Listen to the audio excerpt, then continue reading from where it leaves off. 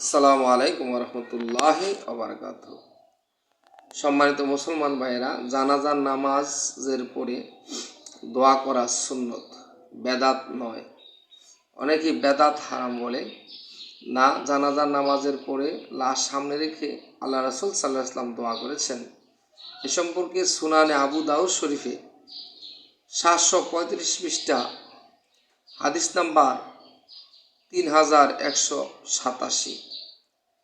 সুনানে আবু দাউদ শরীফ 735 পৃষ্ঠা হাদিস নাম্বার 3187 নম্বর হাদিসে রয়েছে, হযরত আবু হুরায়রা রাদিয়াল্লাহু আনহু থেকে বর্ণিত, রাসূল পাক সাল্লাল্লাহু আলাইহি সাল্লাম জানাজার নামাজ আদায় করে তিনি আল্লাহ রাসূল সাল্লাল্লাহু আলাইহি সাল্লাম এইভাবে দোয়া করেছেন: আল্লাহুম্মা আনতা রাব্বুহা ওয়া আনতা খালাকতাহা ওয়া আনতা হাদাইতাহা লিল ইসলাম ওয়া আনতা কাবাত্তা রুহা ওয়া আনতা আলামু বিসিররিহা ওয়া আলানিয়াতিহা জিনা শুফাআ ফাগফিরলাহা।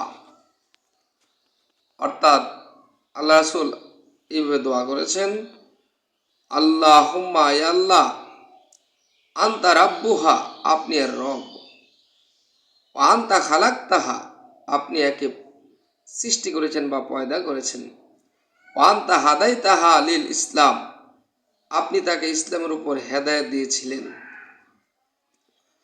ওয়া আনতা কাবাত্তা রুহা, এখন আপনি তার রূহ কবজ করে নিয়েছেন, ওয়া আনতা আলামু বিসিররিহা ওয়া আলানিয়াতিহা, এবং আপনি তার প্রকাশ্য ও অপ্রকাশ্য ব্যাপারে অধিক অবহিত,